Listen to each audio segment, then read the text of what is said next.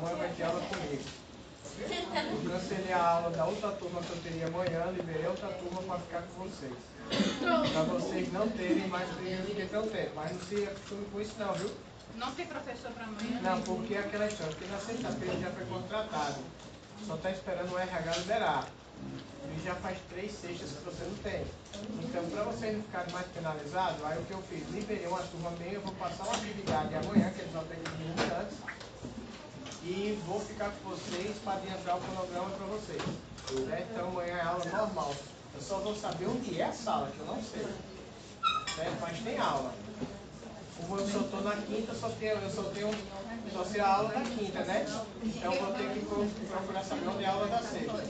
Aí eu aviso, boto no live quando vai ser a aula, tá bom? Então amanhã ninguém vai sextar amanhã. Amanhã é normal. Rezem por mim muito. Não é sempre que eu faço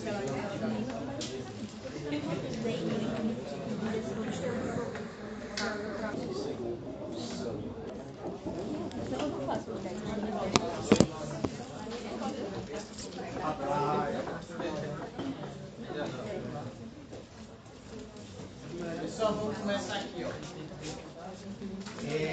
Na última aula a gente falando de tecido conjuntivo, só que hoje a gente vai falar muito mais coisa de tecido conjuntivo. Porque o tecido conjuntivo ele é importante até demais. Então a gente lembrando que no tecido conjuntivo, sempre que a gente fala em tecido conjuntivo, esse é o tecido de baixo, que é o tecido conjuntivo. Só que ele é abaixo de quem? Da lâmina basal, membrana basal. E acima nós temos o epitélio, que mais na frente a gente vai aprender que o epitélio é a pele propriamente dita, que ela tem divisões de epiderme e derme. Só que quando a gente fala em tecido conjuntivo, a gente tem que saber que é o tecido geral de sustentação. Sem essa sustentação deste tecido, a gente não tem o nosso arcabouço de formação. Então vamos lá. Aqui é um breve resumo do que se falou em relação à lâmina basal. E ela tem tudo a ver com o tecido conjuntivo que a gente vai já começar a explanar. Quando a gente fala lâmina basal, membrana basal, o que é importante? Porque é uma camada de adesão. É uma camada que vai diferenciar de quê? A parte de cima para a parte de baixo. O que é que quer dizer isso? Sem ela eu não tenho algumas características importantes. Então, por exemplo, é ela que é responsável da adesão do tecido conjuntivo. Então, se eu tiver a fragilidade dela, quem é que está em cima? A pele. Quem está embaixo? O tecido conjuntivo. Então, essa adesão ela vai estar fragilizada. E eu vou ter problemas de pele também no animal. Então, assim, é muito importante a gente ver que o problema de pele, às vezes a gente vê só uma coisa externa, mas ela começa muitas vezes de base. E quando você vai tratar a pele do animal, você tem que tratar não só externamente, mas tem que tratar de dentro para fora também. Porque tem um conjunto de fatores. Aí a gente às vezes pensa que faz aquele tratamento de pele externamente, acabou a caspa, mas será que o problema da origem, o problema que a gente chama problema de base, é só a caspa que está externa? Ou tem uma coisa mais profunda que é oriundo e está desenvolvendo e está projetando aquele animal ter uma caspa, uma descamação? Será que é uma desordem nutricional? Um exemplo? Por que a gente fala de desordem nutricional? Porque a gente lembra que a pele ela é uma camada que vascular ou avascular? Ela é avascular. Tudo da pele é dependendo da camada de baixo. E quem é a camada de baixo? A camada de baixo é a membrana o quê? Do tecido conjuntivo e a membrana basal. Então, se eu não tenho uma nutrição de baixo para cima, vai refletir quem? Na camada da onde? De cima. Então, você tem muitas esfoliações, você tem muitos ressecamentos, muitos problemas que ocorrem de dentro para fora, mas você não faz um tratamento de base, então não vai adiantar nada. Muitas das vezes é apenas um paliativo. Então, quando você vai, então às vezes você vai, passou um shampoo, passou isso, mas na maioria das vezes hoje você vai ver que nós temos os tratamentos associados a polivitamínicos. Ômegas, principalmente ômegas. Por que os ômegas? Porque eles estão relacionados com a hidratação da pele, são anti-inflamatórios naturais. Então eles começam a corrigir de dentro para onde? Para fora. Então você vê um reflexo na pelagem desses animais. Formado. Cada caso. De dentro para fora, mas só que é um tratamento mais demorado. Não é um tratamento rápido quando você começa de fora para dentro. Mas na verdade você tem que fazer os dois tratamentos. Só que muitas das vezes quando você vai fazer um tratamento de pele, você usa shampoos. E a maioria dos shampoos eles são esfoliantes e eles são ressecantes. O que é que acontece? Ele resseca muito a pele do animal. De início pode dar um efeito bom, mas também pode piorar e agravar. Aí o que é que se orienta? Você ter um shampoo associado a um condicionador. Porque quem vai hidratar? O condicionador. Aí condiciona, hidrata, ajuda. Aí você faz um quê? Por trás você vem com a parte de quê? De ômegas, que vai ter ação inflamatória. Então faz um tratamento de dentro para fora. Então vai a ação de forma sistêmica, não só localizada. Então, Professor, mas às vezes tem caso de alergia alimentar. aí se a gente for por esse mundo, a gente não vai sair para canto nenhum, porque uma vez atópico é atópico pro resto da vida. A atopia não se trata, a atopia se controla. Então assim, mas se você tiver uma base de shampoos e medicamentos, você mantém no controle. Para você ter ideia, se você pega um animal atópico e você deixa de fazer essas prevenções, ele estoura todinho. E eu vou só dizer para ter um lero bem legal. Muitos desses fatores atópicos que você tem em várias espécies animais, pequenas, médias e grandes portes, estão relacionados com uma coisa muito importante que a gente chama de estresse. O estresse hoje, principalmente quando a gente fala em relação ao quê? Cortisol. Então, para vocês notarem, se você tem um animal que vive em um ambiente estressado, mas professor, minha casa, ela é grande, ela tem água, tem comida, tem tudo, sim. Mas mesmo assim o animal pode estar estressado. Se aquele animal vive num ambiente superpopulacional, dentro de uma casa que não tem as dimensões adequadas, ele vai viver em estresse. Quem é o campeão de estresse?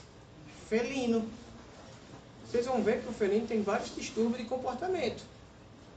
E reflete logo aonde? Na pelagem. Os cães da mesma forma. Então assim, são tratamentos, principalmente a atopia. Quando você vai tratar uma atopia de um cão, você tem que saber 10, 20, 30 fatores que estão associados. Então, botar sempre na cabeça de vocês que a atopia é o quê? Um controle. Você nunca vai deixar um animal zerado de atopia. Uma vez atópico, ele sempre vai ser atópico. Então, assim, difícil é você descobrir se ele é atópico. Até chegar a descobrir que ele é atópico, tem muito caminho pela frente, entendeu? Os dois que eu tenho em casa tem a carteirinha, que é o animal atópico. O mais velho, o negócio já está evoluindo já para os olhos. Aqui ao redor. Como é shih tzu, tem aquela preguinha aqui, então já está tudo tomado. Então assim, aí você vai ter períodos de melhora, períodos de piora, mas você diz, mas eu estou fazendo o tratamento, está ok, não mudei nada. E por que ele piorou? Será que ele foi submetido a algum tipo de estresse em casa?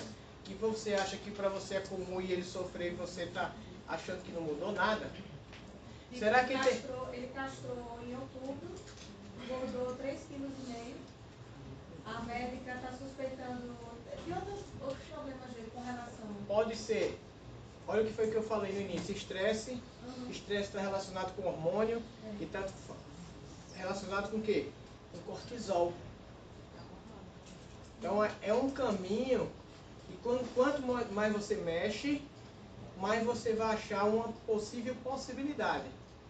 Então assim, por isso que é tão integrante você pegar e descobrir a atopia, porque eu tenho N causas ali associadas e qualquer uma delas pode desencadear uma crise. Então, o que é que a gente convém? Um animal atópico, ele vai ser sempre o quê?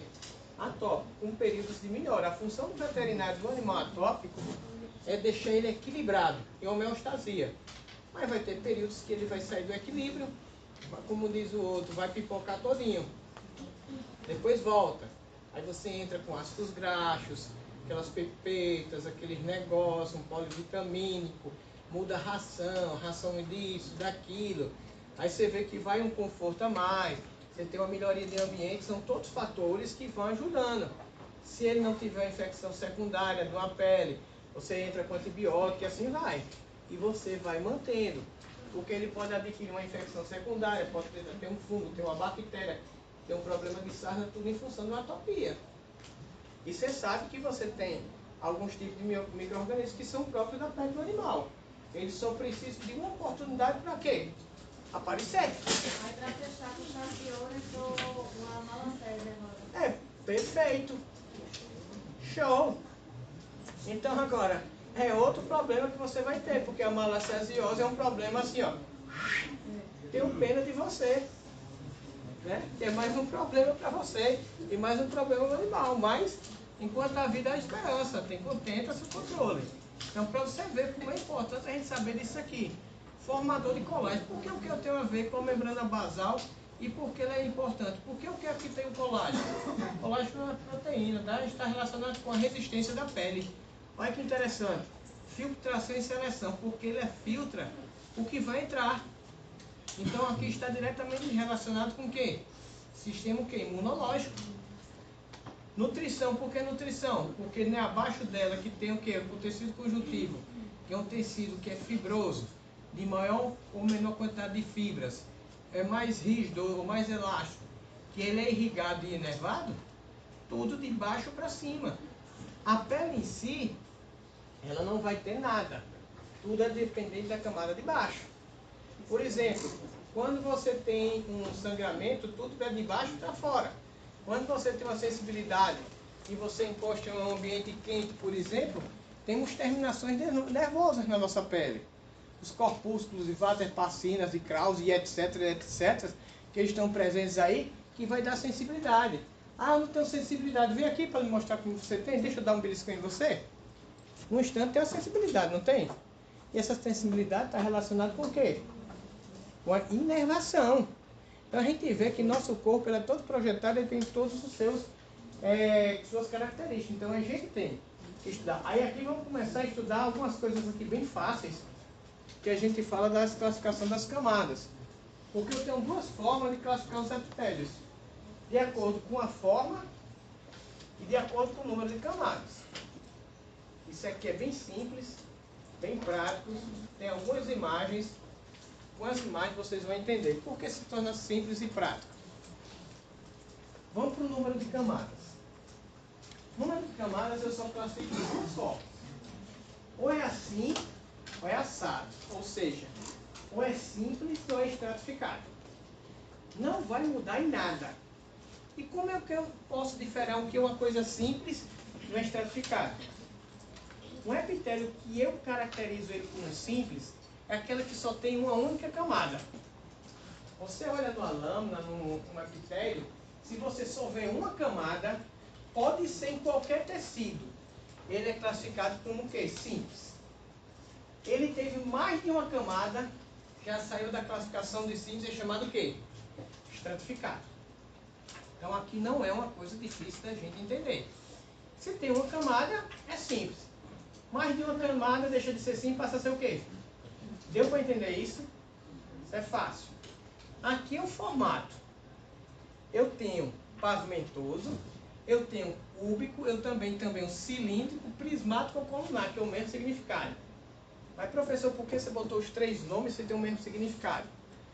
Na hora que você estiver estudando, dependendo do livro que você pega, ele vai chamar de colunar, ou ele pode chamar de prismático, ou ele pode chamar de cilíndrico. Aí se vamos dizer que eu só boto colunar, você vai estudar só acha cilíndrico. Você não vai entender o que é. Então, de acordo com onde você for pesquisar, ler, isso aqui tem o mesmo significado. Que são o quê? Células que têm uma característica de uma coluna, de uma prisma, certo? Então, assim, de um cilindro, ó, que é comprido. Só. Quando eu falo cúbico, é porque tem um formato semelhante ao quê? É um cubo. E quando eu falo pavimentoso, o que é uma coisa pavimentosa? Ó, estirada, então uma célula comprida e achatada. E eu posso ter algumas especiais que eu misturo entre elas. Mas não vamos se deter a isso. O que é o básico é o pavimentoso, o cúbico e o cilindro prismático ou colunar. Aí vamos aqui. Epitélio, membrana basal, tecido conjuntivo. Olha como uma célula do tecido pavimentoso. Ela é achatada e comprida. É como se fosse um pavimento. Quando eu pego um cúbico, ó, ela é bem característica de quê? Então dá para diferenciar que aqui é curvo, que aqui é o quê? Pavimentoso. Dá para ver claramente. E quando eu falo cilíndrico, ou colunal, ou prismático, como é que se apresenta? Então não são coisas diferentes. Aí se eu mostro para vocês, aqui isso é a camada, essas são camadas simples ou estratificadas? Simples. Aqui só tem uma camada. Se é uma camada, é simples ou estratificado? Sim. Se tivesse duas camadas, eram duas camadas assim, ó, iguais. Aí passaria de ser chamado de simples, passaria a ser chamado o quê? Estratificado. Eu botei, ó, o epitélio especial ou de transição, células especiais cuja forma varia constantemente, impedindo sua classificação nas categorias anteriores. Um exemplo clássico que eu tenho de um epitélio especial. Quem é que pode me dizer que ela muda constantemente? Você tem, eu tenho. Tem horas que eu consigo controlar, tem horas que eu não consigo controlar. Quando eu não consigo controlar, eu tenho que correr para o banheiro. Que estrutura é essa? Já dei uma dica. Quando vem, vem. Tem hora que aí você está naquela sensação, vai chegando no banheiro, você fecha as pernas e começa a querer fazer.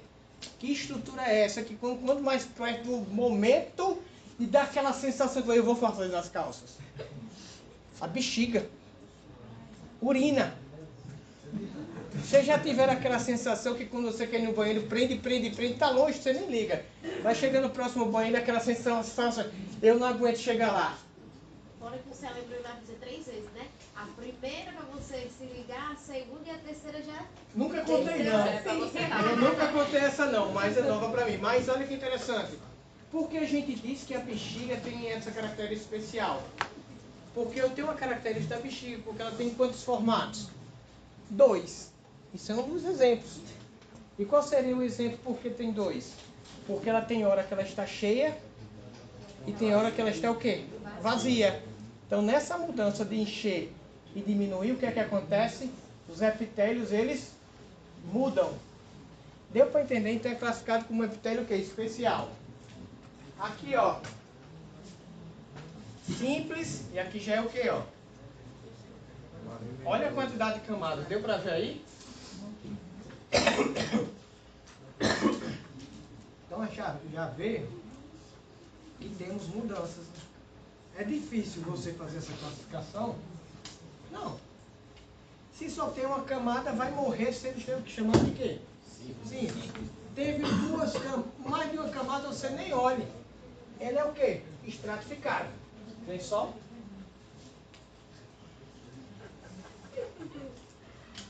Aí vamos aqui. Só para a gente começar, esqueci de não pegar meu lápis, só para a gente falar. Aí a gente falou um pouquinho de epitélio. Aí você pode perguntar, e o que é que tem a ver um epitélio glandular? Glândula com a pele. Tem tudo a ver. Porque as glândulas, elas são originadas a partir do epitélio. Que ela nasce o epitélio normal, retinho. Ela sofre um processo de invaginação.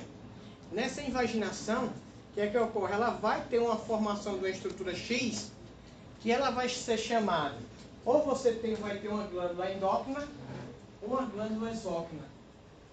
E como é que eu posso diferenciar qual seria uma glândula endócrina e uma glândula exócrina?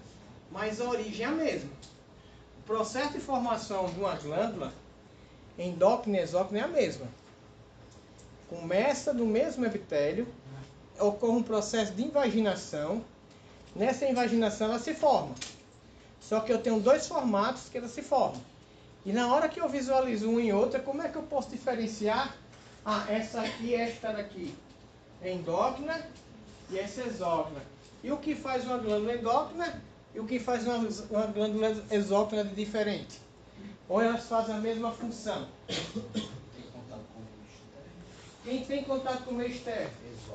O que é que ela tem diferente que não tem na outra? Está na imagem. Não tem um contato com o meio externo. Mas para ela ter um contato com o meio externo, tem que ter alguma coisa que leve ela para o meio externo. Tá na sua cara aí. Ducto secretor. Ducto o quê? Secretor. Ducto secretor. Se você notar, eu tenho um ducto secretor aqui, ó. Glândula o quê? Exócrina. Então, na glândula exócrina, o que é que eu tenho? Tudo que é produzido aqui vai para o meio o quê? Quando eu tenho uma glândula endócrina, isso aqui ela não vai para o meio externo. Fica no meio interno, só que essa aqui, ela é dependente de quem? Direto? Capilares sanguíneos, para ter sua distribuição pelos vasos sanguíneos. É o mesmo mecanismo dos hormônios.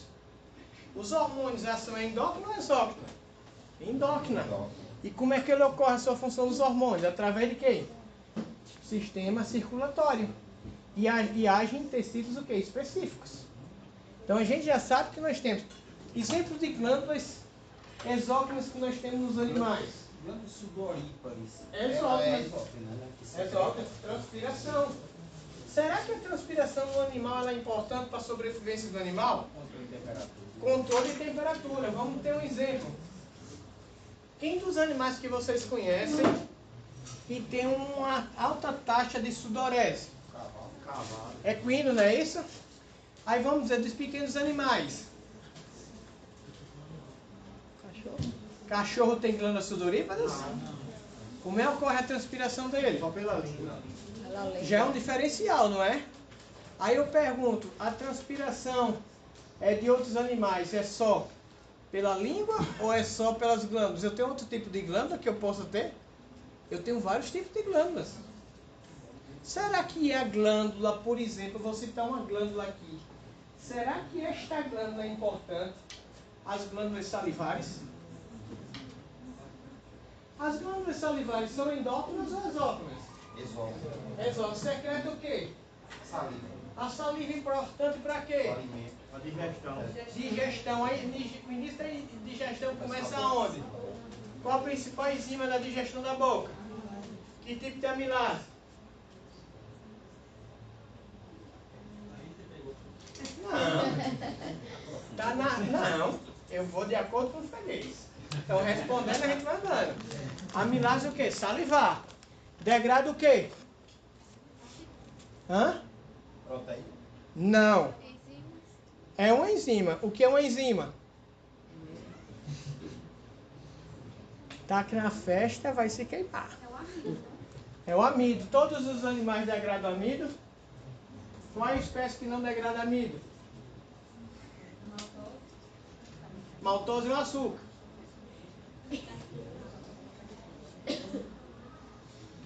A galera que está mais adiantada, lembra disso? Não vou botar vocês em canto de parede, não. Mas lembre dos suínos. Certo? Os suínos são diferentes, vocês vão aprender lá na frente. Mas as glândulas salivares é uma coisa tão importante, principalmente para ruminantes. O processo de ruminação hoje, de um ruminante, seja um caprino, um ovino, um bovino, um camelo, um veado, todos são ruminantes. É importante que vocês tenham que saber que a quantidade de saliva é gigante. Vocês têm noção de quantos litros de saliva um bovino produz por dia da ruminação dele? Não pense em pequeno não, pense em grande. Quanto? 6 litros? 6 litros não dá para nem um dente. Vamos pensar grande. Mas... Porra, Os 15. quem foi que mediu? Sim, não dá 15 vai dar. Vocês têm noção não, né? De 150 a 200 litros de saliva dia. Então, será se a ruminação num animal desse é importante ter saliva? Por que é importante a saliva no ruminante? Que é uma glândula. Porque o processo de digestão dele é todo o quê? Diferente. Então, são coisas que vocês vão aprender lá na frente. Então, é importante. Então, é uma partir de quê? De uma glândula, não é uma glândula? Glândula salivar. Não vou perguntar nem quais são as glândulas salivares. Vamos à frente. Células especializadas na elaboração e secreção variadas, originadas do processo embrionário. Invaginação do tecido epitelial do tecido conjuntivo. Então, nós temos o processo aqui, ó. Ela vem, começa sendo o seu processo de invaginação, ó. e vai ter sua formação. Isso que a gente falou. Então é importante a gente ter esse conhecimento? Sim, vamos lá. Vamos falar agora sobre o quê? Tecido conjuntivo propriamente dito. Se eu já sei o que é uma epitélio, já sei o que é uma membrana basal, tenho que aprender agora o que é um tecido conjuntivo. Então o que é um tecido conjuntivo? Chamado de tecido de conectivo, porque ele faz conexões. Origem embrionária, mesoderma. Lembra que nós temos mesoderma, endoderma e ectoderma? Lá no HD de vocês, de primeiro grau, segundo grau, não se falava nisso, na origem da célula. Mas isso vocês não vão procurar saber, mas vocês têm que saber qual é a origem. Possui várias funções: preenchimento, sustentação, armazenamento de substância, presença do tecido que ó, adiposo, defesa e transporte de sangue, caracteriza-se por possuir uma variedade de células, muitas substâncias intercelulares e ser vascularizado. Caminho para vasos e fibras nervosas. Então, se a partir disso aqui, dessas funções, dessas características, eu posso dizer que o tecido conjuntivo é importante na formação do arcabouço da nossa pele? Sim. Se eu tiver um problema de desnutrição no animal, eu vou ter um bom tecido conjuntivo? Não. Vocês já notaram que quando o animal está desnutrido, a primeira coisa que reflete é a pele do animal? Vocês já notaram que quando você melhora a alimentação... Hã? Respira. Eu estou lento. Eu estou voltando à minha normalidade. Professor, peraí, muita informação. Ainda dá tempo para trancar. Ainda dá tempo para trancar. Tá, repreende, professor. Eu só quero os fortes. É. Respira, cara. Eu dava aula mais rápido, eu ainda estou me controlando. Quando a gente falar em... Eu perdi até o raciocínio. Vou voltar aqui. Desidratação. Sim, Animal, o animal, vamos ver, por exemplo, o animal, quando você pega um animal e está se alimentando, bem, primeiro reflexo é o quê? Pelagem. Sedosa, brilhosa, lindinha, porque ela está nutrida. Primeira alteração a ser visualizada é um pelo feio quando ele está com aspecto desnutrido. Fica aquele pelo quebradiço, sem pelo, grosso, opaco, pontas quebradiças, né? Igual aquele cabelo de mulher que está com problema, né? Então aí vai ter que ir para um salão, né? Fazer uma revitalização. Em aves é assim também? Também. Mas só que a gente não chama pelo, chama plumagem. Que é uma pele, que é uma pena. Certo? Mas reflete da mesma forma. Então, quando a gente passa para aves, tem várias alterações em aves. Vocês vão aprender mais na frente. E uma das delas está relacionada com a síndrome do autobicamento, que é uma coisa que vocês vão aprender mais lá na frente. São aspectos nutricionais também. Então, se você alimenta um animal, por exemplo, você tem um animal, você alimenta ele com uma ração boa, uma prêmio, uma super prêmio. Aí você, no mês seguinte, pode ser uma ração de cavalo também, certo? Porque você pega uma ração de cavalo boa, de qualidade, uma roça, pega aquelas bichas bem... Aí de uma hora para outra você começa a dar a bucha pro cavalo. Faltou dinheiro, você mete bucha. Com 15 dias ou menos, você olha pro cavalo, o cavalo só tá grade, magro, não tem nem mais aspecto de cavalo. É tudo menos um cavalo. Você pega um cão, um gato, você dá uma ração prêmio, super prêmio. Primeira característica, aí você diz, é uma ração cara, é. Mas ela convém você dar, porque ele absorve a maior quantidade de quê? Nutrientes. Então, absorveu ali. Reflete logo na pelagem. Ele absorve tanto que a quantidade de fezes dele é bem reduzida. São fezes que vêm com melhor formação, não tem característica de diarreia, nada, é bem fácil de você manipular. Aí, por exemplo, você pai com uma péssima qualidade, ele come meio quilo de ração, defeca 1 quilo. As fezes vêm podre e mole. E existe uma diferença de animal que está alimentado e animal nutrido. Uma pessoa pode estar alimentada, um animal pode estar alimentado mas não quer dizer que esteja o quê? Nutrido. Aí você diz, mas doutor, minha ave come ração e está com esse problema. Sim, mas será que aquela ração que você está dando para sua ave está respondendo nutricionalmente para ela? Será que a ração do seu gato está sendo suficiente? A ração do seu cão, do seu cavalo é suficiente nutricionalmente? Às vezes tem um barato que vai sair caro. Você compra uma ração barata, mas tem que fazer uma suplementação com vitaminas caríssimas. Qual é o melhor? Comprar só um produto e só ter um gasto de refletir. Aí você tem um gasto, comprou uma ração barata, gasto levado no veterinário e o gasto de comprar um suplemento. E muitas das vezes não vai responder. Você passou muito tempo fazendo o quê? Desgaste no seu próprio animal. Mas existem situações e situações. Esse mês não deu. O que é que a gente vai fazer? Vai ter que comprar outra ração. Mas tem gente que se acostuma, não, ele está comendo, deixa.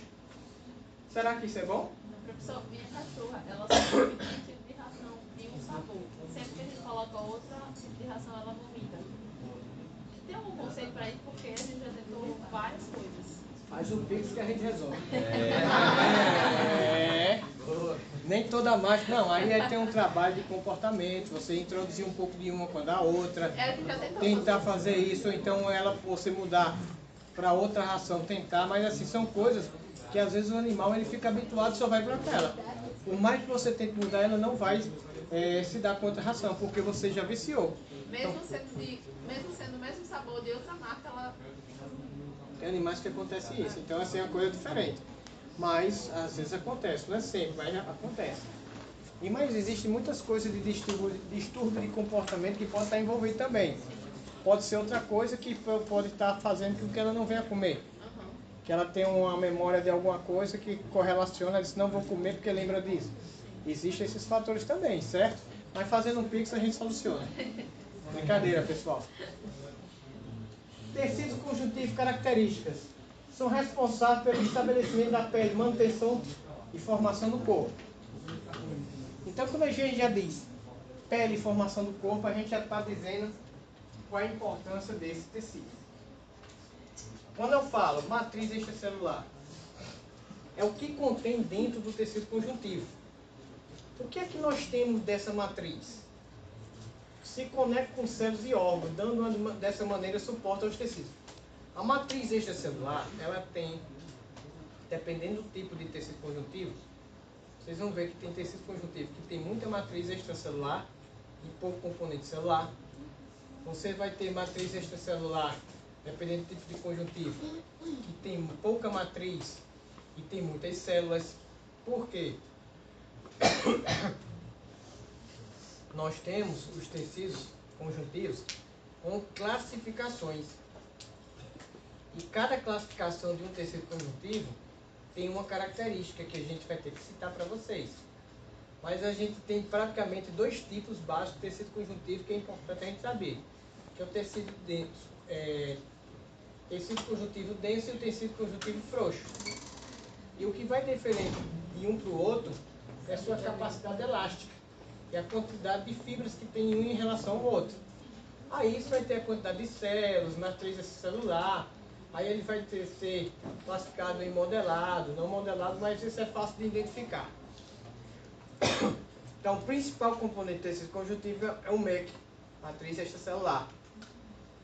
Combinações proteínas fibrosas e um conjunto de macromoléculas hidrofílicas e adesivas, as quais constituem a substância fundamental.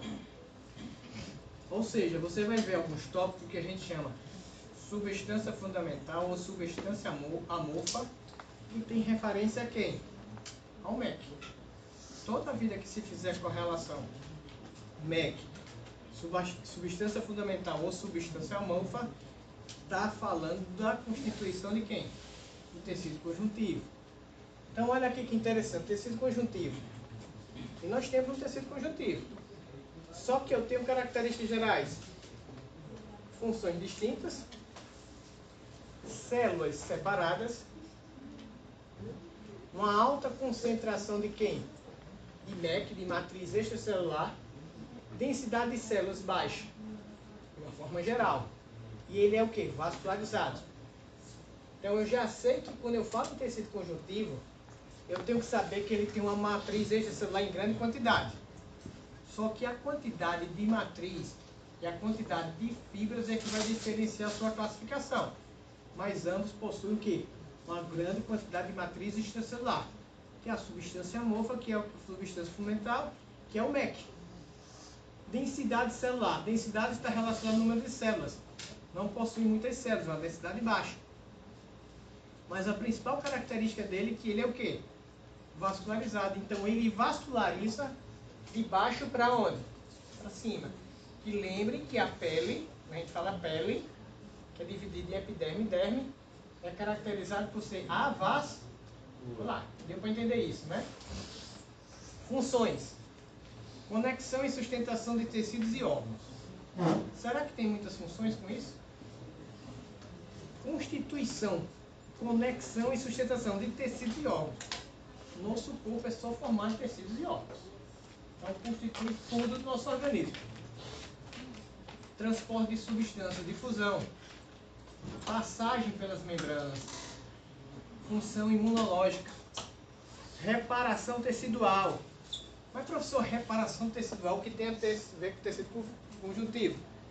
Cicatrização. Está aí a presença de quem vai fazer a cicatrização? Colágeno. Olha a importância do colágeno. Defesa. Células do sistema imune e matriz. Tudo isso está relacionado com a defesa e transporte de substâncias. Então, a partir do momento que eu começo a ter essa analogia das funções, a gente começa a ver a importância de um tecido conjuntivo. E o tecido conjuntivo só vai ser funcional se o animal tiver um bom score, o quê? Nutricional. Deu para entender que um animal alimentado e bem nutrido, ele vai ter uma boa função nisso aqui e vai refletir em todo o seu organismo? E às vezes você tem um animal que tem problemas e problemas, mas você diz, ele é alimentado, mas será se a nutrição daquele animal está correspondendo à necessidade dele? Muitas das vezes você pode estar dando uma ração errada. Às vezes você tem um animal que naquela ração não se deu. Você muda para outra ração, você vê a mudança. Eu não acredito que aconteceu tudo isso com a mudança da ração. Ah, eu passei para uma ração natural, alimentação natural, meu animal se deu super bem. Aí você vai perguntar, você é a favor ou contra? Toda forma de alimentação é importante, certo? Mas muitas das vezes você muda e não deu um bom resultado. Mas eu sou o tipo da pessoa, tente. Se você vir que foi positivo, faça, continue. Se não foi, você volta. Porque a gente vê logo quando você faz uma mudança na ração, em 2, 3 meses você vê uma mudança. Aí às vezes você faz e não vê, então, será que é a alimentação ou é outra coisa? A gente tem que começar a investigar as doenças de base. E tem outra coisa associada. Então nem tudo vai ser nutricional, pode ter outra coisa. Então a gente tem que começar a trabalhar, e eu não sou contra a parte de mudança de hábitos alimentares. Cada espécie animal não é para comer aquele tipo de alimento. Muitas das vezes a gente dá uma alimentação e comodismo também. Vale salientar isso, né? É bem mais prático do que você ir fazer ou preparar. Tem animais que se dão super bem, isso é ponto positivo, mas dentro daquele rol vai ter animais que não se identificam e pode até desencadear problemas de atopia. Você já tentou a alimentação natural? Ele faz a alimentação. Tá vendo? Porém, a alergia a algumas comidas, por exemplo, frango, ovo, cenoura, Algumas proteínas. algumas coisas. Então, aquela história. Você tem que saber o que é que está desencadeando. Até o arroz, um arroz normal. Aí aquela história, então, será que é fácil tratar uma atopia? É nada. É a coisa mais complexa do mundo. Por isso que não se diz que a atopia você cura. Você tenta o quê? Manter o equilíbrio. Porque qualquer alteração naquele dia, choveu, desequilibrou, pronto. Estourou. Vamos aqui, as fibras. A gente falou que temos fibras. Eu falei que tem matriz extracelular. Só quando eu falo que um dos componentes é fibras, principalmente o colágeno, por quê? Porque eu botei o colágeno e a gente tem que falar colágeno. Porque ele é constituído de tendões, aponeurose, cápsula de órgãos, membranas que envolvem o sistema nervoso central, os meninos. Tudo isso tem o quê? Colágeno. Então, será que eu tenho a importância do colágeno no nosso organismo? Demais. As fibras do sistema elástico, por sua vez, apresentam caracteres funcionais variados, podendo oferecer resistência ou elasticidade aos tecidos. Por isso que quando a gente fala em fibras, tecido conjuntivo, eu tenho dois. Um que é chamado de denso e outro de quê? Frouxo. Frouxo. Quem é o mais elástico? É o denso ou é o frouxo? O próprio nome diz, frouxo, ele tem maior o quê? Elasticidade. O denso, ele é mais o quê? Compacto, ele é mais o quê? Resistente em determinados aspectos. Então a gente tem que ver isso. Aí vamos aqui, olha aqui esse tecido aqui, ó. Se vocês fossem classificar essa lâmina, como era que vocês classificariam essa lâmina? Lembrem que a camada que é daqui para cima, daqui para baixo é tecido conjuntivo. Simples. Cilíndrico Cilíndrico, simples. e simples. É difícil? Não. Aparentemente fácil.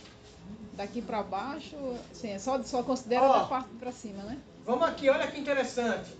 O que é que divide aqui ao meio? Como é o nome dessa camada? É a... A gente falou muito nela. Tem função seletiva. Não me mata vergonha, não? Membrana o quê? Lâmina basal, membrana basal. Está aqui no meio, ó. Divide quem? Quem está em cima? O epitélio, a pele. Quem está embaixo? O tecido conjuntivo. Olha como ela está cheio de quê aqui, ó? O que é um MEC? Matriz extra o quê? Celular. Lembra que eu falei que na definição o tecido conjuntivo ele é rico em matriz extracelular? Tem uma grande quantidade, mas a densidade celular é o quê? Baixa. Deu para ver isso, que não é uma coisa difícil? Tecido conjuntivo foi assim denominado porque as células servindo de conexão e sustentação e preenchimento. Isso aqui, ó. Porque está unindo tudo aqui, ó. Então, tudo que é inervação, vascularização, vai daqui para onde? Aqui é a vascular e aqui é o quê? Vascular. Aqui é uma zona de transição, que é a lâmina ou membrana basal, que funciona como adesão. Vamos lá. Tecido conjuntivo apresenta substância, o MEC, que botei aqui, ó, substância fundamental amorfa e fibras proteicas. A substância amorfa é constituída de água. Então, o que é que nós temos que ir encontrando nesses MEC, nessas substâncias amorfas? Água, glicosaminoglicanos, proteoglicanos, proteínas multiadesivas, polissacarídeos e ácido hialurônico. São vários componentes. Sua principal função, criar uma barreira contra micro-organismos preenchendo o espaço entre as células e fibras. Então, é muito importante. O tecido conjuntivo faz a junção de diferentes tecidos. Possui uma grande quantidade de matriz extracelular, classificada em substância amorfa, basicamente parte líquida e fibras. Eu tenho fibras colágenas, fibras elásticas e reticulares. Colágenas formadas por colágeno. As elásticas promovem o quê? Elasticidade. É o que nós temos na nossa pele. Nossa elasticidade. Você já viu se ela está nutrida? Ela é mais elástica. Você já viu uma pele desidratada, como é que ele fica? Pronto, vamos um exemplo clássico. Você vai para o sol. Você desidrata a pele. Como é que fica a pele? Seca, não fica? Fica elástica. Perdeu toda a sua elasticidade. Principalmente porque desidratou e perdeu muito o quê? Água. Aí, ó, fibras reticulares é um tipo de colágeno bem fino, que une o tecido a outro, encontrado, por exemplo, ao redor dos nervos e dos vasos sanguíneos. Professor, tem até o teste, né, de pele. Tem. E elasticidade. A gente fazia muito isso na clínica, que eu estagiava. Não, é uma coisa que você faz. Então, assim, É importante você ver. É importante você ver que tudo na pele. É isso? Tudo você vê que tudo a gente pode tirar. Uma coisa importante é que tudo a gente vê que na pele a gente pode tirar muitas informações. A pele lhe mostra tudo. A dificuldade é você interpretar o que ela quer dizer. Mas se você for uma pessoa curiosa, um veterinário curioso, que tem um caráter de observação, você aprende muita coisa com a pele. Tudo na pele é reflexo. Tecido conjuntivo, existe uma grande diversidade de tecidos e podemos citar algum deles. Fibroblastos, que são com as células. Nós temos macrófagos.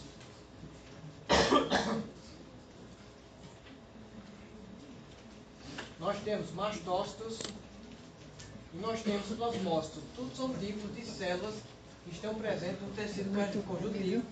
E cada um com a função específica. Vamos dizer, macrófago, vocês vão muito ouvir o nome dessas células. Quem é com um semestre adiantado já viu falar muito de macrófago na vida. Macrófago. E o que é tão importante? Defesa capaz de fagocitar e de digerir bactérias, restos celulares, substâncias potencialmente nocivas ao organismo. Ou seja, são células específicas em quê? Proteção. Fibroblasto, o mais importante e comum dos tecidos conjuntivos, função de sintetizar as fibras do tecido e os proteoglicanos e as glicoproteínas da matriz. Lembra que a matriz, o MEC, é formado por proteoglicanos e por glicoproteínas? Então aí é produzida através de quem? Dos fibroblastos. Mastócito tem a função de produzir e armazenar mediadores químicos nos processos inflamatórios. Qualquer processo inflamatório libera o que? Os mastócitos? Mediadores químicos que vão ser sinalizadores para a resposta imunológica e inflamatória do organismo do animal.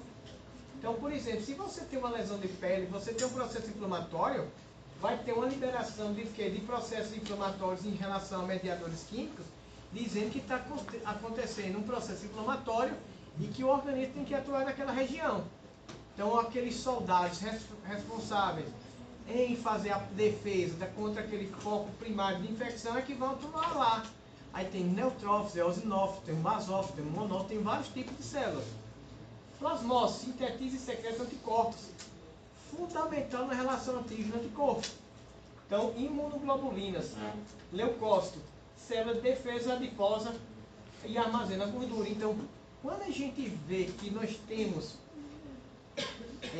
essas células, é importante que essas células, ao nosso estudo, a gente observe que cada uma vai ter uma função relacionada. Deixa eu só mudar isso aqui. Professor, Pode falar.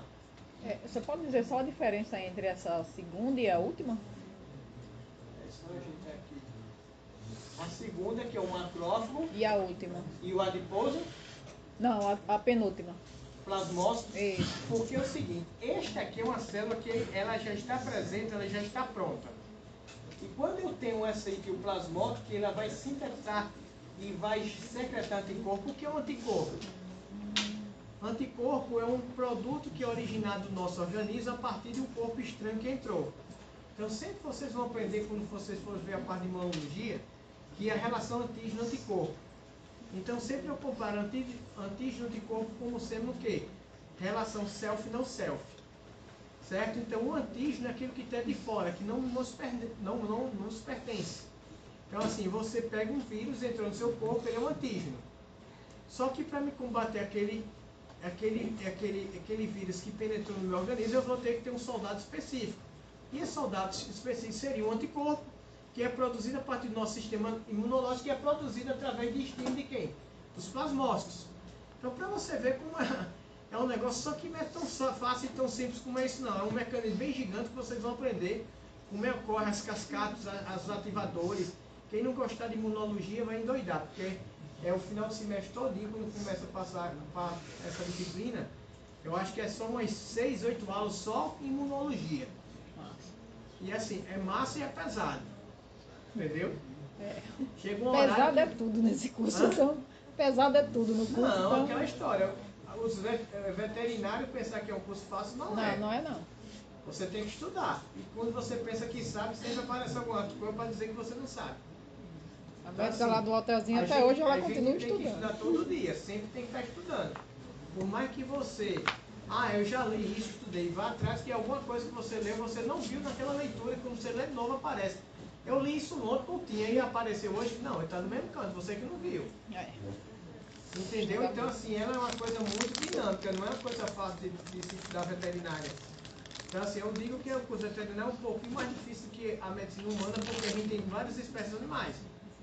Então, quando a humana você se direciona para apenas uma espécie, a gente, ao mesmo tempo, tem que saber as particularidades de várias.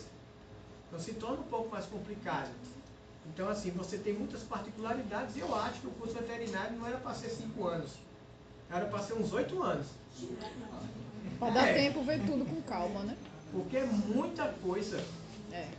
É muita coisa. Vocês vão ver, mais na frente vocês vão me dizer, eu terminei o curso. Você começou seus problemas agora. É. Bem realista. Né? Não vou mentir, não vou enganar ninguém. Você agora é o futuro do Brasil. Se você não estudar, passa a ser um problema social. É mentira? Não. Depende de quem? De mim ou de vocês? Todo dia eu estudo.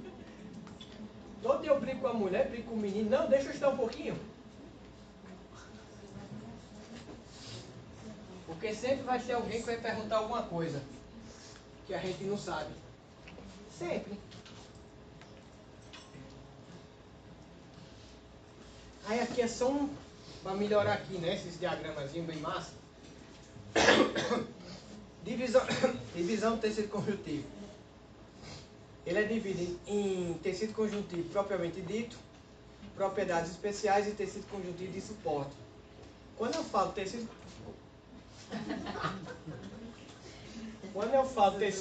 vamos deixar ele assim. Quando eu falo tecido conjuntivo propriamente dito, eu estou me referindo a duas formas. O frouxo e o denso. É fato. Propriamente dito, tem o frouxo e que? Denso. Só que o denso é dividido em modelado e o que? Não modelado. Quando eu falo tecidos conjuntivos e propriedades especiais, entra o tecido adiposo, tecido elástico e o tecido o quê? Hematopoético. E quando eu falo tecido conjuntivo de suporte, entra o tecido cartilaginoso e ósseo. Então, o tecido conjuntivo ele tem várias divisões. E a gente tem que começar a entender essas divisões. Fornece uma estrutura de suporte, o estroma, e de ligação formando um contínuo com os tecidos epiteliais, muscular e nervoso, a fim de manter o corpo funcionalmente integrado. É composto por células amplamente separadas pelos componentes da matriz extracelular.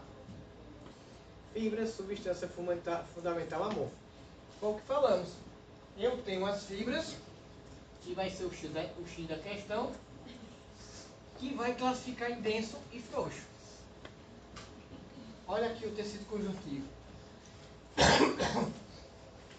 Essas são as classificações. Cartilaginoso, sangue, adiposo e compacto. Basicamente nós temos isso. Aí nós temos tecido conjuntivo, é um tecido de conexão que une o quê?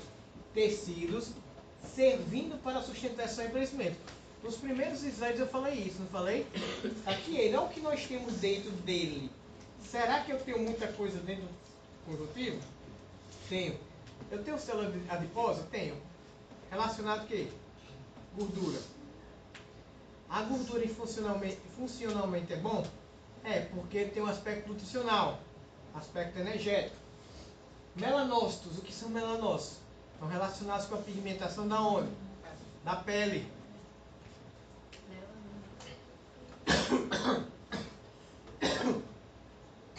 Hoje eu morro. Fibras reticulares, mastócitos, fibras elásticas, fibras de colágeno, macrófagos, capilares e linfócitos, todos foram células que nós citamos e cada um com uma função específica. Capilares, relacionado com o quê? Circulação. Fibras de colágeno, estrutural. Macrófagos, células de defesa. Linfócitos, defesas. Fibras reticulares e mastócitos, estão relacionadas ao sistema imunológico também. As reticulares, estrutural. Fibras elásticas, estrutural. Então, cada um, mas tudo isso está dentro do tecido o quê? Conjuntivo. Então, o tecido conjuntivo ele tem muitas células. Mas lembram que a matriz extracelular ela é em grande quantidade. Mas o número de células é o que? Baixo. Lembre sempre disso. Aí nós temos, como eu falei a vocês, nós temos duas divisões básicas. Tecido conjuntivo frouxo e tecido conjuntivo o quê? Denso. Então, na hora que eu falo tecido conjuntivo frouxo e denso, eu vou ter uma diferenciação dele. E como é que a gente diferencia? Primeiro vamos falar um pouco dessa imagem. Tecido conjuntivo frouxo. Eu tenho uma pele, lembram que é epiderme e derme. Aqui é epiderme. Só que eu tenho aqui algumas papilas aqui e eu tenho a derme. Só que aqui é um tecido conjuntivo frouxo. Abaixo da epiderme, ó. Tecido conjuntivo frouxo. O denso, ele é rico em quê? Em fibras. Então a forma de se apresentar é diferente. Deixa eu ver aqui. Pronto, aqui é um denso. Que é diferente desse outro. Quando eu mostro esse aqui, o denso, lembra que eu falei o frouxo e o denso? Qual a diferença do frouxo para o denso? Quantidade de quê? De fibras. O denso tem mais fibras, o frouxo tem menor quantidade de fibras. Só que o denso é formado, diferenciado em quê? Neste aqui, ó, não modelado e modelado. Como é que você classifica aqui não modelado e modelado? O que é que você vê aqui? Eu já sei que todos são tecidos conjuntivos densos. Todas essas duas imagens são densas porque elas são ricas em fibras. Então eu tenho uma... Hã? Fibras paralelas. As fibras paralelas estão aonde? O denso. Todos os dois são densos. Modelado. Modelado. Aqui, ó, as fibras são de formas aleatórias. Mas a densidade de fibra é alta. Você vê que tem muitas células, não tem muitas fibras aqui? Tanto aqui como aqui. Só que você vê que essas aqui de forma o quê? Organizada. Bem encaixada. Aqui não, ó. É de formas o quê? Bastante aleatórias. Então eu sei que aqui é um tecido conjuntivo denso. Só que nesse tecido conjuntivo denso aqui, não modelado e ser modelado, a organização é que faz a diferença de um para o outro. E são coisas que vocês vão aprender com o tempo. Aí deixa eu ter umas imagens aqui. Pronto. Não modelado e modelado. Olha como se apresenta o modelado. Ele é bem o quê? Característico, organizado, fibras paralelas. O não modelado são fibras aleatórias de forma o quê? Desorganizadas. Mas a densidade é alta da mesma forma em relação ao número de fibras. Porque são fibras de quê? Que tem caracteres de quê? De alta densidade. Aí vamos voltar aqui. Pronto. Tecido conjuntivo, propriamente dito, frouxo, é muito o quê? Flexível. Possui poucas fibras de colágeno. E as células características estão imersas na substância fundamental avulsa. Já quando eu falo tecido conjuntivo denso, possui uma grande resistência a atrações e pode ser de três tipos básicos: modelado, modelado e fibroso. Mas a gente geralmente só fala em quê? Modelado e não modelado, porque todos os dois são o quê? Fibroso. Aqui eu tenho uma grande quantidade de fibras, aqui eu tenho também. Só que as fibras aqui, em proporção, essa aqui é menor, para deixar uma maior elasticidade, e aqui é maior para ter uma maior resistência. Só que nesse aqui eu tenho o quê? O modelado e o não modelado. Quando eu falo modelado, ele é o quê? Organizado. O não modelado é de forma o quê? Aleatória, desorganizado. Olha aqui essa lâmina. Camada de queratina. Todo tecido possui queratina, nem todos. O que é a queratina? É uma proteção da pele. Epitélio de revestimento pigmentoso estratificado queratinizado. O que é que vocês entendem aqui sobre isso aqui? Quando vocês verem esse nome aqui. Porque tem mais de um pavimento estratificado porque da camada. Vamos lá. O que significa ele dizer aí que é um epitélio de revestimento? Como é o formato de uma célula de epitélio de revestimento? Não me lembro mais não. Disse Sem ainda cola. agora. Disse ainda agora. Cilíndrico, cúbico. Disse ainda agora. Não. Não. Protege um órgão. Não. Olha lá, vamos lá. Quando eu falei, pavimentoso ele tinha uma característica. Cubo ele tem uma característica. Isso. Estratificado, cilíndrico ou prismático tem outra Tá característica. quase lá. É, mas ainda não vou dizer o X. Como é uma célula cúbica? Formato de quê? Cubo. Como é uma prismática, cilíndrica ou Cubo assim, é. a outra? Como ela é comprida? Cilíndrica. E como é uma pavimentosa? É assim. Assim, ela é achatada e Achatada. comprida. Então eu já sei que ela tem um epitélio que ele é achatado e comprido. Outra coisa, quando eu botei queratinizado, tem uma camada de queratina que não está presente em todas as células, todos os epitélios. Então ele tem uma proteção a mais. Por isso se diz epitélio queratinizado. E quando eu digo estratificado é porque tem quantas camadas? Aqui uma. Aí olha aqui, ó. Tecido conjuntivo denso. Olha a quantidade de tecido. Modelado ou não modelado? Não modelado. Olha como está de forma aleatória. Diferente daquela hora que é bem o quê? Bem justaposta. Aqui, ó. Epitélio da planta do pé de um macaco. Tá aqui, ó. Adjacente ao epitélio, tecido conjuntivo frouxo. Ricamente vascularizado. Olha os vasos aqui, ó. Capilares sanguíneos. Aqui são capilares, ó. Certo? Olha o tecido conjuntivo como é frouxo. Tem muitas ou poucas fibras? Poucas fibras. Porque se ela tem pouca, ela se torna mais elástica. Se ela tem muita fibra, se torna mais o quê? Denso. Se é denso, é mais elástico, é mais resistente. Resistente. Então a gente tem que começar a pensar que tem resistência, maior quantidade de quê? Fibra. Menor resistência, menor quantidade de fibra. Ela, um, se torna mais rígido e o outro se torna mais o quê? Elástico. Olha esse outro aqui, ó. Muco periósteo do palato duro. Tá aqui, ó. Espaço branco ocupado por substância fundamental amorfa. Capilares sanguíneos aqui, ó. Fibroblastos. Classificação de tecido. Tecido conjuntivo o quê? Frouxo. Crista epitelial. Fibras colágenas delicadas. Então aqui é um tecido conjuntivo frouxo. Se é frouxo, tem muita ou pouca fibra? Se tem pouca fibra, ela é mais resistente ou mais elástica? Aqui, que tipo de tecido é esse? Tecido denso, frouxo, modelado ou não modelado? Denso, É denso ou frouxo, primeiro? Denso ou frouxo? denso, Denso. Modelado ou não modelado? Não modelado. É modelado. Esse aqui Modelado. é denso ou frouxo? Modelado. Ele é denso, modelado ou não modelado? Modelado. Modelado. Vamos voltar. entendi. Desse egoísta. É, né? Porque aprendeu aí tá tirando a reta. Né? As fibras musculares paralelas. Que vocês vão aprender mais na frente.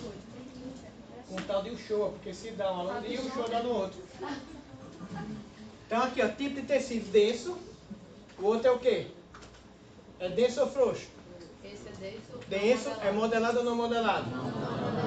Aí esse aqui é denso ou frouxo? E esse aqui? Modelado. Frouxo não modelado. Esse é denso e modelado.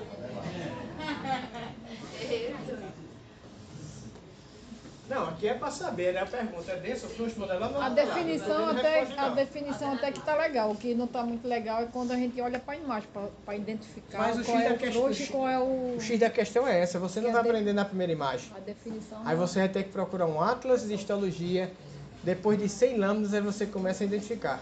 Qual a diferença dessa imagem para as outras? Coloração e tipo de tecido.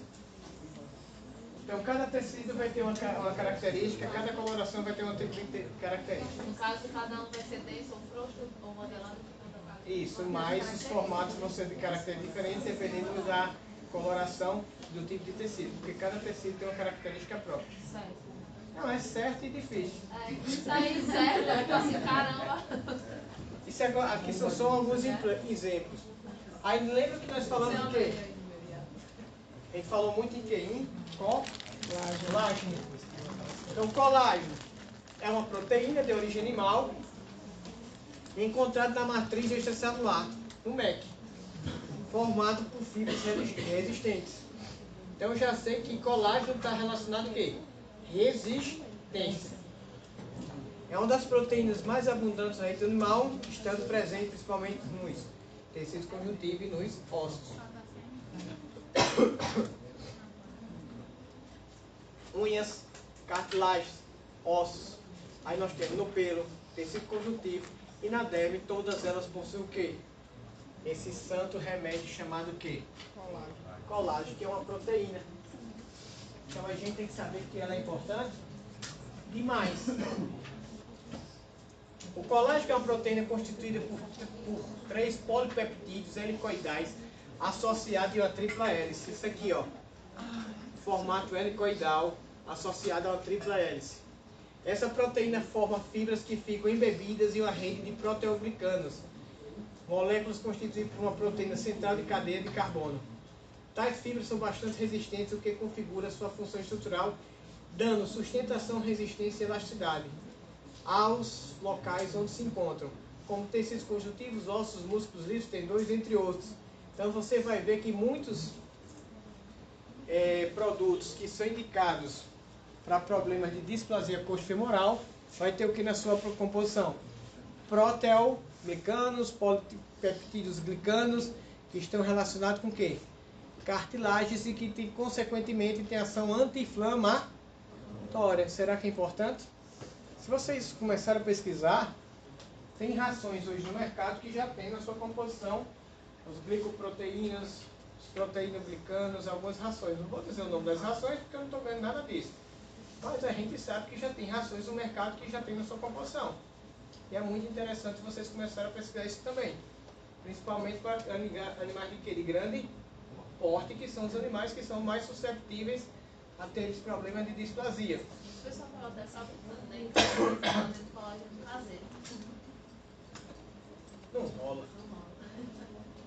Seria muito fácil, né? Síntese do colágeno. O colágeno é sintetizado com base em principalmente 3 aminoácidos: glicina, prolina e hidroxiprolina. Como dito, as proteínas em geral são constituídas por polipeptídeos organizados em estruturas tridimensionais. Então nós temos aqui o colágeno, sequência de aminoácidos, molécula e a fibra de colágeno. Esse conjuntivo com propriedades especiais. Vamos para o intervalo. Quando vocês voltarem, a gente continua. Cansei. De água.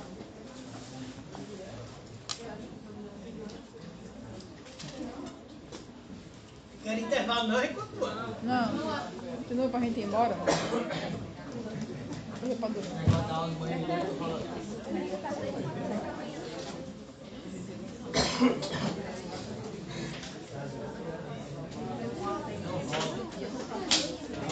Vai ter intervalo? Vai ter intervalo ou não? Intervalo. Estirar as É Paulo Santana também, né?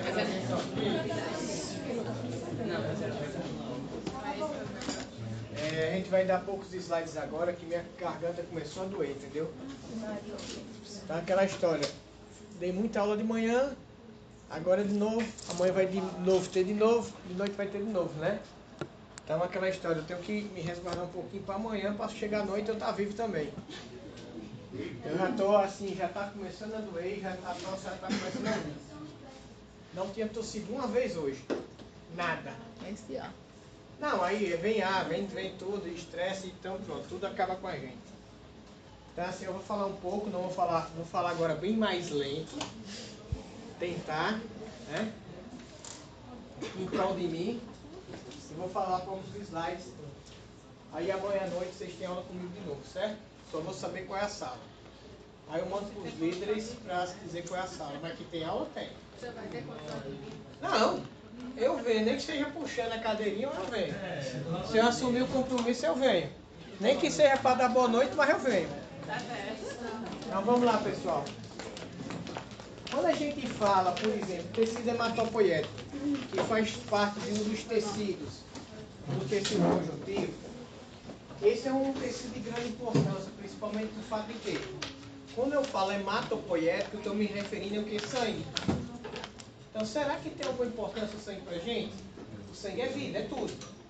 Então, quando eu falo localização medula óssea vermelha, está dentro da medula. Só que a gente vai aprender na parte de osteologia, que a medula, a gente vai falar mais na frente, já está chegando, que a gente termina a parte de tecido e já começa a parte de osso propriamente dito. Vocês vão ver que na osteologia, os ossos, a medula, ela tem duas características básicas. Nós temos a medula óssea vermelha e a medula óssea amarela. E qual a diferença de um de coloração? Porque uma está relacionada e ela se torna amarela pela quantidade de gordura. Porque o osso ele tem circulação. O vaso entra dentro do sangue. O vaso transporta o que? Gordura. E você reflete bem em animais de meia idade, animais já velhos, que a medula ela se encontra amarelada. Aí você diz, e a medula, como é que eu conheço? Alguém já comeu tutano já do boi? Não, para essa parte. Então tem um tutano, né? Ali é a medula. Então você vai ver que tem ela um pouco mais escura, tem um pouco mais amarelada. A amarelada é aquela rica de gordura, então é indicativo do animal mais velho. Aquela mais escura, que é o característica do vermelhidão, animais o que? Mais jovens. Mas você diz, então é importante a medula? Sim, porque além da medula ter uma função hematopoética, vocês vão aprender também que a medula tem uma função de reserva de energia. Porque dentro tem o que? Gordura. Gordura é energia. Então, quando você entra em um estado de caquexia, você perde também a parte de quê? De medula. Você perde energia. Se você perde, você fica deficiente na produção de quê? De células. Seu organismo começa a cair. Aí você entra em quadros de anemia. Associado também. Você se sente fraco, o animal se sente fraco também. Então não é apenas você perder sangue por um sangramento, outra coisa, mas a medula também é danificada. A gente tem que ver que ela é muito importante. Produz glóbulos vermelhos, brancos e plaquetas. Então a gente vai aprender mais na frente. Quando eu falo em glóbulos vermelhos, eu estou falando de hemácias. Glóbulos brancos, a gente está falando em monócitos, eosinófilos, basófilos, que são as células de defesa, os leucócitos. Quando eu falo plaquetas, são as células que estão relacionadas com a coagulação do sangue. Isso é importante demais. Porque tudo que a gente faz em relação ao sangue, nós temos que saber a parte de homeostasia, de equilíbrio, de hemostase. Porque todo sangramento que se tem, você vai ver que nós temos os fatores intrínsecos e extrínsecos, e nós temos as cascatas que a gente chama cascata de coagulação. Os fatores de coagulação, os meninos que estão mais na frente já viram isso e entendem que não é uma coisa tão simples. A gente for dar uma aula de fatores de coagulação, é um negócio bem chato, porque tem a forma ativa, a inativa, que ativa quem, que inativa tem, na presença disso, daquilo, daquilo outro. Mas assim, a plaqueta é fundamental. Certo? Então, a partir de nível de plaqueta, eu posso identificar algumas patologias. Entendeu? Através de um nível de hemácia, eu posso ser sugestivo a alguma doença. Glóbulos brancos, dependendo do nível também, eu posso induzir a interpretação também. Mas a interpretação do exame de sangue, você tem que saber interpretar o que é o conjunto. O que é uma célula vermelha, o que é uma célula branca, que são plaquetas. Não é apenas você dizer anemia, mas que tipo de anemia? Por que anemia? Quais os fatores que vão desencadear a anemia? Por que você está usando só as hemácias como parâmetro de anemia? Será que só as hemácias, ou você tem hemoglobina, hematócrito, que pode estar relacionado? Porque às vezes você tem um hematócrito bom, a hemácia não está tão ruim, mas você não tem um quadro de anemia. E aí? Então, temos que saber interpretar. Então, interpretação do exame é tudo. Tecido hematopoético, localização. É interessante que a gente fala medula, mas nós temos algumas coisas que estão associadas. Baço, linfonodos, timo, tonsilas falativas, órgãos diversos. vias respiratórias, sistema digestório, mucosa do intestinal, produz certo tipo de glóbulos brancos, monócitos, linfócitos. Então, o tecido hematopoético, principalmente o linfóide, que é um tecido que está relacionado com as defesas, eu tenho ele, bácios, linfonodos e as tonsilas, com os principais produtores. Quando eu falo de bácio, ele é importantíssimo na limpeza do nosso organismo, retirada de hemácias, por exemplo, e a função imunológica. Linfonodos, que são nossos gânglios linfáticos, são importantíssimos. Então você vê que se tem um gânglio que está aumentado de volume, que ele está infartado, já é sugestivo de um potencial processo infeccioso. Mas também está acontecendo algo que o organismo está querendo combater. Por isso que ele está aumentado, ele está filtrando, puxando para ele a função de defesa. Timo, órgão fundamental, linfócitos T, células de defesa, tonsilas palatinas, essas tonsilas que está presente principalmente nas nossas línguas. Aí nós temos órgãos diversos, estão presentes em vários órgãos. Sistema digestório, você tem uma gama de linfonodos no sistema digestório. Sistema respiratório você também tem. Então qualquer estrutura, órgão do nosso sistema, ele vai ter células de defesa. Então é importantíssimo. Produz certo tipo de glóbulos brancos, monócitos e linfócitos, células de defesa. Uma alteração de monócito é indicativo que, dependendo da concentração, tem um processo agudo, um processo crônico, a monocitose. Então a gente vai começar com o tempo, não agora nessa UC, mas lá na frente vocês vão começar a juntar os quebra-cabeças. Agora vocês estão na parte caminhando, a parte que está iniciando agora, é muita informação, mas essa informação lá na frente passa a ter um pouco mais de lógica e você começa a ter um entendimento do porquê o que a gente está falando. Tecido conjuntivo adiposo, gordura, células adiposas. Olha como ela é presente. As células adiposas são células de tecido conjuntivo que se tornam especializadas no armazenamento de energia na forma de triglicerídeos, gorduras neutras, altamente irrigadas. Certo? Então aqui, olha como ela fica aqui, os adipócitos, ó. Tecido adiposo. Esse tecido é considerado a maior reserva de energia do corpo, apesar de não ser a única. Depósito de energético na forma de triglicerídeos, este lipídio é ainda mais eficiente na produção de energia do que o glicogênio. Quando falamos em produção de energia, qual é a unidade que a gente pensa em energia no nosso corpo? Tudo que é de energia vem de uma unidade simples, que se chama, que é um açúcar. Quem lembra o nome desse açúcar? É bom que ele olha para ela e faz. Bora, Gabi. Que açúcar é esse, Gabi? Não olha assim para mim, não. Vamos, um exemplo. Você está bêbado. Quando você está bêbado, vai para onde? Tomar o quê? Glicose. Pronto. Todo mundo lembrou, né? Então, a glicose, ele é o principal combustível do nosso organismo. Só que nós temos várias formas de armazenar a glicose. Eu tenho a glicose armazenada principalmente na forma de quê? De glicogênio. Só que o glicogênio está armazenado aonde? No próprio músculo e no próprio fígado. Eu tenho um glicogênio muscular e glicogênio que é hepático. Então, à medida que eu necessito, ele vai sendo consumido. Então, a gente tem que saber, ó. Só que, energeticamente, a gordura tem o dobro de energia de quem? Da glicose. Então, enquanto os carboidratos têm 4,5 gramas, a gordura tem 9 de energia de quilocalorias. Então, é o dobro. Certo? 1 grama de triglicerídeo corresponde a 9,3. Enquanto isso aqui, é o que eu falei. Então, é o dobro. 4,5 no dobro, 9. Então, aquela história, quem é mais energético? A gordura ou o carboidrato na forma de glicogênio? A gordura. Mas quem teoricamente é mais eficiente e menos danoso? O glicogênio. Porque o excesso de triglicéridos vai causar muitas alterações. E muitas das vezes o triglicéridos é formado pelo excesso de quê? De glicose e quê? Glicogênio. Então, se você tem um excesso de glicose, vai ter excesso de glicogênio, esse glicogênio pode chegar a uma forma que ele vai ser transformado em quê? Em gordura.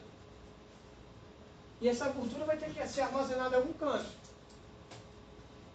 Patologicamente, para vocês entenderem, esse triglicérido é um dos principais fatores que desencadeia a AVC, infarto agudo do miocárdio, seja humanos ou animais. Certo? Para vocês terem assim, só um feedback do que pode acontecer lá na frente. Tecido adiposo, aqui. Aqui, ó, acúmulo de gordura dentro do citoplasma. Lembra a membrana citoplasma núcleo? Nesse modo surgem as primeiras gotículas de gordura, ó, que podem se fundir dando origem a uma única gordura, uma gordura maior. Ela começa pequenininha, elas vão se juntando até formar isso aqui, ó, uma única célula de gordura. Começam com gotículas, vai chegar um momento que no interior da célula só tem um quê? Uma gotícula única, gigante, e acumula do todo o interior da onde? Da célula. Única gota, núcleo descentralizado, amarelo e preenche todo o citoplasma. Tecido adiposo unicolar, amarelado. Tecido adiposo multilocular, marrom. Mas qual a diferença de eu ter um tecido adiposo marrom e outro amarelo? Já ouviram falar nisso? Quem é que pode me explicar o que seria um tecido adiposo marrom ou amarelo? Será que todo mundo tem marrom e amarelo, ou se é marrom só para uns e marrom para outros? Alguém já ouviu falar nisso? É um mais novo e um mais velho? Não, aí não tem essa relação não. De idade não. Tem alguma relação com alguma doença? Não. Gordura? Um tem mais gordura que o outro? Está relacionado com a capacidade de armazenamento também de energia. E quem é que tem maior quantidade de tecido marrom? Exemplo de animais que têm uma maior quantidade de tecido marrom e gordura. Que utilizam muito a sua gordura na sua vida. Urso, hibernação. Então ele tem que ter longos períodos de quê? De energia, que ele passa muitos períodos de quê? Sem se alimentar, hibernando. Funções gerais, tecido adiposo, está aqui, ó. Energia, isolamento, contorno do corpo, choques mecânicos, proteção, estoque de energia, triglicéridos, mobilização do estoque quando? Atividade física, jejum e produção. Então tudo isso nós temos em relação a isso.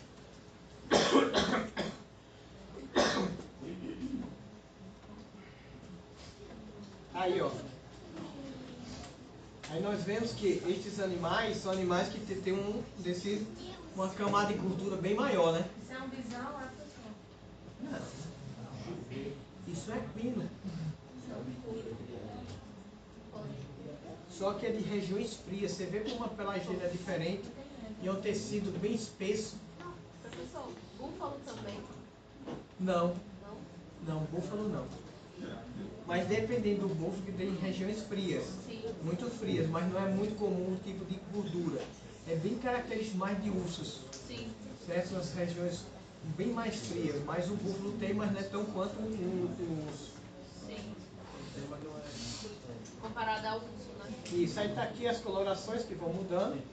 O danado do urso, olha o cachorro aí, ó. Dormindo, bem gordinho. É cheio de energia, né? Quando se levanta, faz o tais. Né?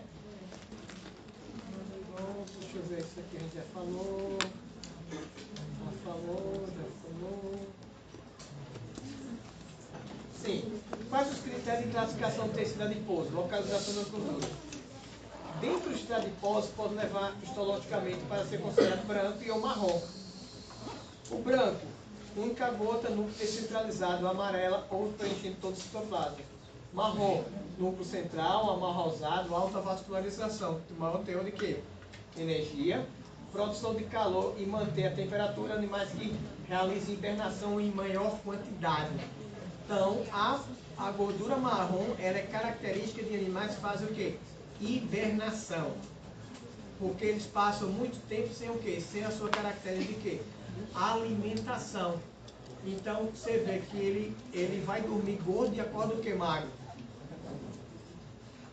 Que funções exerce o tecido adiposo branco em fonte de energia? isolando a produção de hormônios. Onde é encontrado? Então, tudo isso são coisas que a gente vai aprendendo no dia a dia, que temos várias funções, principalmente funções energéticas. Onde é encontrado tecido adiposo? Branco, regiões abdominais, derme e subcutânea. Se você fizer, for por um processo cirúrgico de um animal, se você na hora que faz uma incisão cirúrgica, você vê a gordura. Ela é branquinha, às vezes um pouco amarelada, dependendo do tipo de raça de um animal. Mas você vê perfeitamente o tecido gorduroso. Que outros nomes tem e que se refere a cada nomenclatura, branco, amarelo ou unicolado? É baseado em quê? Principalmente no fenômeno de quê? Irrigação. Simples. Em quais condições os organismos ocorre estímulo de tecido adiposo branco para usar estoque de gordura? E quando se tem consumo de energia? Em qualquer atividade o quê? Física. Precisou, começa a gastar a energia das gorduras, dos triglicéridos. Qual a finalidade de estocar energia que se estoca seja de forma na gordura do tecido adiposo branco? Necessidade ou quando se tem excesso? Dos dois casos. Quando eu tenho necessidade e quando eu tenho excesso. A necessidade geralmente de fundo patológico. E o excesso está relacionado com o quê? Com excesso de alimentação, dependendo para hibernação ou não. Para períodos mais longos. Aí aqui nós temos um mapa mental sobre tudo em relação ao quê? Tecido dos animais, do que a gente já falou. E terminamos hoje. Amanhã começa a sopa de osso. Sopa de osso. Não tenho condições para ensinar. Quando eu terminar, você pode me deixar.